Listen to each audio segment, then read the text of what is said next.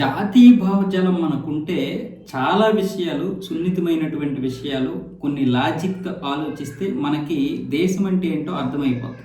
దేశంలో ఉన్నటువంటి పార్టీలు ఏంటో అర్థమైపోతుంది. దేశంలో నడుస్తున్నటువంటి రాజకీయం ఏంటో అర్థమైపోతుంది. మనం 1947కి ముందు బ్రిటిష్ వాడి గురించో, డచ్ వాడి గురించో, ఫ్రెంచ్ వాడి గురించో, మొఘలుల గురించో, నవాబుల గురించో, సుల్తానుల గురించో, తుగ్లకుల గురించో, మహమ్మదీయుల గురించో మాట్లాడాల్సిన అవసరం లేదు. వాళ్ళందరూ పక్కా పకడ్బందీగా దేశాన్ని కొల్లగొట్టి లాక్కోవడానికి వచ్చారు. అది స్పష్టం. అందులో ఎటువంటి అనుమానాలు అవసరం లేదు. ఎవడూ కూడా నేను భారతదేశాన్ని లేకపోతే ఈ రాజ్యాలన్నింటినీ బాగు చేయడానికి వచ్చానని ఎవడూ చెప్పలేదు.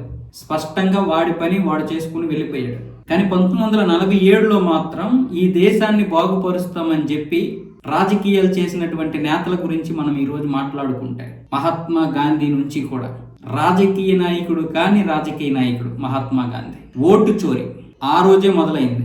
నెహ్రూ ప్రధానమంత్రి అవ్వడమే ఓటు చోరీతో అయ్యాడు.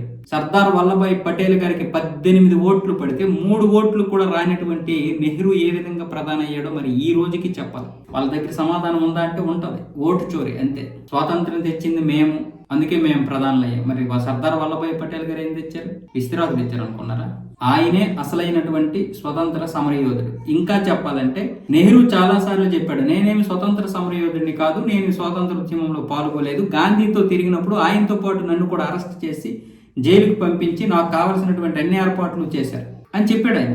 నాకు అన్ని చేశారు, నేనేం గాంధీతో తిరిగినప్పుడు అలాగే అరెస్ట్ చేశారు అంతే తప్ప నాకు స్వతంత్ర ఉద్యమానికి సంబంధమే లేదంటే మరి ఈ రోజు అదే ఫ్యామిలీ ఈ రోజు తరతరాలుగా మనల్ని పరిపాలించేసింది. అలాంటి గాంధీ ఈ దేశాన్ని 3 ముక్కలు చేసి మొత్తం నరకం చూపిస్తున్నాడు. ఇప్పుడు అహింసావాది అయినటువంటి ఆ గాంధీ ఈ రోజు హింసావాదిగా మారాడు. కనిపించిన ఆ గాంధీ ఈ రోజు మన హింసలో కనిపిస్తున్నాడు. ఆయన పేరుని కేంద్ర ప్రభుత్వం మెల్లగా తొలగిస్తుంది. నేను చెప్తున్నానుగా, స్పష్టంగా చెప్తున్నాను. కేంద్ర ప్రభుత్వం ఆయన్ని జాతిపితే కావచ్చు కానీ ఇక అలాంటి జాతిపిత ఆశయాలు మనకొద్దు, ఈ హింసావాది మనకొద్దు.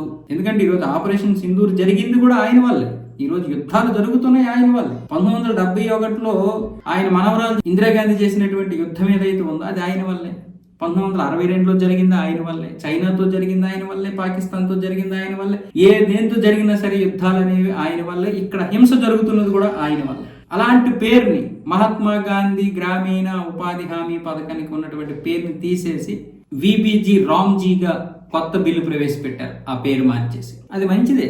నేను చెప్తున్నాను కదా స్పష్టంగా, గాంధీ పేరుని పూర్తిగా అలాగా విడతల వారీగా తీసేస్తారు. అలాగే మన విద్యా వ్యవస్థను కూడా పూర్తిగా మార్చేస్తున్నారు. ఇప్పటికే 60% విద్యా వ్యవస్థను మార్చేశారుగా. మీకు తెలుసో లేదో మార్చేశారు. ఎవడెవడనో మనం హీరోలుగా చదివాం కదా, ఆ జీరోలందరినీ హీరోలుగా చేశారు కదా గత కాంగ్రెస్ పాలకులు, కమ్యూనిస్టులు.